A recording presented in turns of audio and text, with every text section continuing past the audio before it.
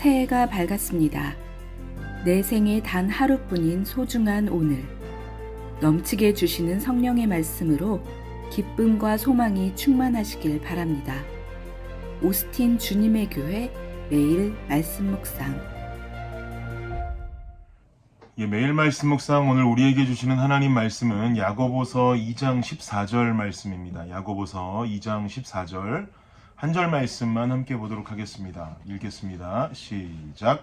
내 형제들아, 만일 사람이 믿음이 있노라 하고 행함이 없으면 무슨 유익이 있으리요? 그 믿음이 등이 자기를 구원하겠느냐. 아멘. 사도 바울은 로마서에서 말하기를 마음으로 믿고 입으로 시인하면 구원에 이르게 된다라고 주장합니다. 즉 구원에 이르는 길은 믿음이라는 것을 강조하는 말씀이 되는 것이죠. 그런데 오늘 야고보서 말씀에 보니까 뭔가 구원에 관련해서 다른 이야기를 하고 있는 것 같이 보여집니다. 사람이 믿음이 있다 하면서 행함이 없다. 그런 믿음이 무슨 유익이 있냐라고 지금 도전하고 있습니다. 그런 믿음은 구원에 이를 수 없는 믿음이다라고 동시에 말하고 있습니다. 바울은 입으로 그리스도를 믿는다고 시인만 하면 구원에 이를 수 있다라고 말하고, 야고보 사도는 행함이 없는 믿음은 유익함이 없다. 그리고 구원에 이를 수 없다라고 말씀하는 것처럼 우리 귀에 들려옵니다. 그렇다면 두 사도의 주장, 바울의 주장과 야고보의 주장은 각기 다른 주장처럼 느껴질 수 있게 되는 것이죠. 그러면 우리는 마음속으로 고민하게 될 것입니다. 믿음을 따라야 하는가? 행위를 따라야 하는가? 구원에 이르기 위해서는 믿음이 중요한가? 행위가 중요한가? 양쪽으로 주장이 갈리게 되겠죠. 마치 고린도 교회의 모습처럼 나는 바울파다, 나는 아볼로파다, 나는 게바파다, 나는 아무것도 모르겠다, 나는 그리스도파다 라고 하는 어떤 분열되는 상황에 이르게 될지도 모르겠습니다. 그러나 이러한 해석은 바울과 야고보 사도의 주장에 대해서 잘못 이해한 해석이 됩니다. 존 칼빈은 말하기를 진정한 믿음을 가진 그리스도인의 삶이라면 삶의 성화가 나타나지 않을 수 없다라고 말씀합니다. 즉 우리의 믿음은 입술로만 고백한 믿음이 되어서도 안 되고 행함만 살아있는 믿음이 되어서는 안 된다는 것이죠. 이게 칼로 무자르듯이 믿음이다, 행함이다 라고 말할 수 없다는 말입니다. 믿음은 한쪽으로 완전히 편향된 모습을 갖추고 있어서는 안 되는 것입니다. 내가 예수님을 믿습니다. 내가 주님을 나의 구주로 영접합니다라는 고백과 함께 나의 삶 속에 그 믿음의 행함, 성화되는 그 과정도 함께 수반되어져야만이 옳은 믿음의 소유자다라는 것이죠. 늘상 어스틴에서 운전을 하고 다니다 보면 홈리스트를 많이 만나게 됩니다. 신호에 걸려서 서 있으면 꼭 도와달라는 문구에 팻말을 들고 홈리스트들이 차로 다가오는 경험 다들 해보셨을 것입니다. 그러면 참 도와는 주고 싶은데, 도움을 드리고는 싶은데 늘 주머니에 현금을 가지고 있지 않다 보니까 마음은 있는데 도와주지 못하고 그냥 지나치게 될 때가 많습니다. 그런데 어느 날 갑자기 뒷자리에 타고 있던 저희 집 큰아이가 제게 외쳤습니다. 아빠는 왜 불쌍한 사람을 도와주지 않느냐라고 말하는 겁니다. 늘상 저희 집 1번이 의견을 주장하면 무리들이 선동되어서 일제히 소리를 치는 것이 저희 집 아이들의 습관입니다.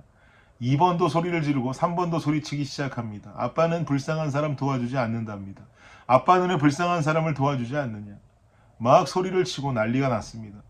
여기까지만 했으면 좋았을 텐데 아빠는 예수님을 믿으면서 불쌍한 사람을 도와주지 않는답니다. 충격이 되더라고요. 그러면서 또 말하기를 아빠는 카드에 돈이 그렇게도 많은데 불쌍한 사람들을 도와주지 않는답니다. 아이들은 보통 물건을 사면 제가 지갑에서 카드를 꺼내서 카드로 계산을 하는 모습을 보다 보니까 제 카드 안에 어마어마한 돈이 들어있다라고 생각을 하는 모양입니다. 그래서 제가 대답합니다. 얘들아, 아빠가 현금이 없어서 저분들 지금 도와주지 못하는 거야.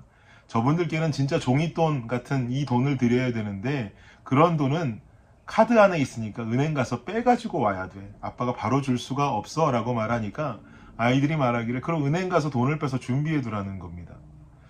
그래서 제가 말했습니다. 야, 아빠가 삶이 바쁘다 보니까 은행 가서 돈 빼올 생각조차 못하게 된다라고 말합니다. 그랬더니 아이들 뭐라고 말하는 줄 아십니까? 아빠가 뭐가 바쁘냐입니다. 그래서 제가 화가 나서 말합니다. 야, 니들 키우느라 바쁘다. 니들 키우느라 바빠서 아빠가 은행 가서 저거 찾아올 생각조차 못하고 사는 거야 라고 대답하고 이렇게까지 말하다 보니까 제 마음속에 어떤 생각이 드냐면 참 아빠가 유치하다라는 생각이 드는 거예요. 그래서 하루는 일부러 제가 은행을 가서 현금을 준비했습니다. 그리고 교회 앞에 계시는 홈리스 분께 전달을 했어요. 전달을 했더니 그제서야 저 뒷자리에 앉아있던 아이들에게서 박수가 나오고 아이들이 저를 잘했다고 칭찬해 주었습니다. 어린아이들에게 칭찬받은 아빠가 된 것이죠. 맞습니다, 여러분. 어찌 보면 예수님을 믿는 사람은 불쌍한 사람을 도와줘야 합니다라고 주일학교에서 배운 내용 그대로를 삶에 적용하는 아이들의 믿음이 더 위대하게 보일 때가 있습니다. 아빠는 현금이 없어서 안 되고 시간이 없어서 안 된다고 핑계 댈지 모르지만 아이들은 주일학교에서 배운 그대로 예수님 믿는 사람은 불쌍한 사람 도와줘야 돼요 라고 하는 그 말씀에 그대로 순종하는 것이죠. 아마도 그래서 예수님 말씀하시기를 아이들과 같은 믿음 가진 자가 천국에 간다라고 하셨나 봅니다. 그럼 이런 아이들과 같은 순수한 믿음, 이런 올바른 믿음을 가진 자의 모습은 어떤 모습일까? 오늘 본문 뒷부분에 있는 2장 21절 22절을 보니까 이렇게 말씀합니다. 함께 한번 읽어볼까요? 시작.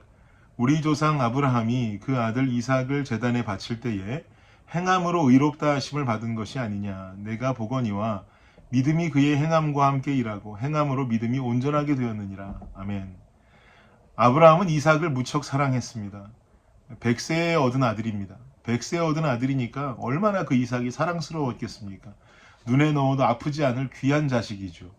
그런데 하나님께서는 주실 때는 언제고 아브라함을 시험하시면서 그 준 아들을 바치라고 말씀하십니다. 그러자 아브라함은 이런 하나님 명령에 어떤 저항도 하지를 않죠. 이삭을 데리고 산으로 올라갑니다. 그리고 이삭을 묻고 제단에 바치려고 하는 그 찰나에 하나님께서 아브라함을 막으십니다. 아브라함아 아브라함아 그만해라. 내가 너의 믿음을 알겠다 라고 말씀하시죠. 아브라함의 믿음은 그야말로 대단한 믿음이었습니다. 눈에 넣어도 아프지 않을 사랑하는 아들을 하나님의 명령이라면 저항도 없이 바치는 이 모습. 이 대단한 믿음이 도대체 어디서 나온 것일까요? 히브리서 기자는 아브라함의 당시 마음을 이렇게 해석합니다. 히브리서 11장 19절을 제가 읽어드립니다. 그가 하나님이 능히 이삭을 죽은 자 가운데서 다시 살리실 줄로 생각한지라. 비유컨대 그를 죽은 자 가운데서 도로받은 것이니라. 아멘. 아브라함은 자신이 이삭을 죽인다고 할지라도 전능하신 하나님께서는 그 이삭을 죽은 자 가운데서도 살리실 수 있는 분이라고 하는 확신을 가지고 칼을 뽑아들었다는 것이죠. 그러면 아브라함은 어디서 이런 확신이 나온 것일까? 방금 읽어드렸던 히브리서 11장 19절의 이전절인 17절과 18절을 제가 세 번역으로 읽어드리겠습니다. 아브라함은 시험을 받을 때에 믿음으로 이삭을 바쳤습니다. 더구나 약속을 받은 그가 그의 외아들을 기꺼이 바치려 했던 것입니다. 일찍이 하나님께서 아브라함에게 말씀하시기를 이삭에게서 내 자손이라 불릴 자손들이 태어날 것이다 하셨습니다. 아멘. 이삭은 하나님께서 약속을 하셨던 인물이었습니다. 아브라함에게 엄청난 자손의 축복을 약속하셨었고 그 시작은 이삭으로부터 시작될 것이라는 하나님의 약속이 있었습니다. 그러니까 하나님이 이삭을 바치라고 하신들 그리고 이삭이 죽게 된들 하나님은 약속을 지키시기 위해서 이삭을 다시 살려낼 수도 있는 전능하신 하나님임을 신뢰했다라는 말씀이죠. 즉 행함이 있는 살아있는 믿음은 하나님의 약속을 신뢰하는 믿음에서부터 시작합니다. 하나님을 믿는다고 고백해도 삶에서는 여전히 무너진 삶을 살아가고 행함이 죽어있는 삶을 살아갈 때가 많습니다. 살다 보면 세상 속을 살고 있기 때문에 나의 행동이 나의 자아에 이끌린 행동을 할 때가 있고 세상의 기준으로 옳고 그름을 따져서 행동하며 살게 될 때가 많습니다. 그러다 보니까 그리스도인임에도 죄와 타협해야 되고 세상의 기준으로 보았을 때 적당한 신앙인의 모습, 미지근한 신앙인의 모습을 갖추며 살게 됩니다. 그러나 그리스도인의 삶의 기준은 나의 자아, 세상이 제시하는 그 기준이 되어서는 안 됩니다. 그리스도인의 삶의 기준은 하나님의 약속, 즉 하나님의 말씀이 되어야 할 줄 믿습니다. 이것을 잊어버리기가 너무 쉽습니다. 왜 잊기 쉽습니까? 꾸준하게 대하지 않기 때문에 그렇습니다. 하루하루 하나님의 약속을 되새겨야죠. 그래도 내 삶 속에 그 약속이 기억나기 쉽지 않습니다. 저마다 바쁜 일상을 정신없이 세상 속에 살고 있기 때문에 그렇습니다. 그런데 이마저도 대하지 않고 삶의 말씀이 사라진 삶을 살게 된다면 어떻게 되겠습니까? 온통 세상의 기준이 나의 행함을 지배하게 되고, 그렇게 살다 보면 정말 나는 입술로만 믿음을 고백하고 행함은 무너진 삶으로 사는 신앙인이 되어버리는 것입니다. 사랑하는 여러분, 2023년도가 시작되었습니다. 올 한 해 믿는 만큼 살아낼 수 있는 우리가 되기를 간절히 원합니다. 행함이 있는 믿음이 살아있는 믿음입니다. 그러려면 하나님 약속 신뢰해야 됩니다. 약속은 말씀입니다. 세상의 기준보다, 그 어떤 인간사 속의 기준보다 하나님 말씀이 기준이 되므로 행함이 살아있는 믿음 가진 저와 여러분이 되시기를 예수님의 이름으로 축복합니다. 기도하겠습니다. 하나님 감사합니다. 행함이 있는 살아있는 믿음 가진 자 되게 하여 주시옵소서.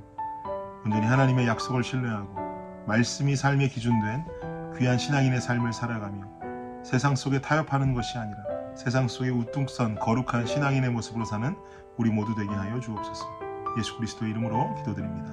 아멘. 수요일 기도 제목으로 함께 기도하도록 하겠습니다. 교육부 사역을 위해서 기도해 주십시오. 온라인 영상이 아이들에게 효과적으로 전달되도록 사역자들과 선생님들이 영혼 사랑의 열정으로 섬기도록 기도해 주시기 바랍니다. 두 번째는 구역 예배를 위해서 기도해 주십시오. 대면 비대면으로 드려지는 구역 예배가 안전하도록, 구역장들이 예배를 성령 충만함으로 인도하도록, 구역장들이 섬김을 통해 각 개인이 은혜와 복을 받도록 기도해 주시기 바랍니다. 마지막 선교사님들을 위해서 기도하실 때에 알래스카의 이홍래 목사님, 미국의 김재문 선교사님, 우즈베키스탄의 강세르게이 선교사님을 위해서 기도해 주시기 바랍니다. 기도하겠습니다.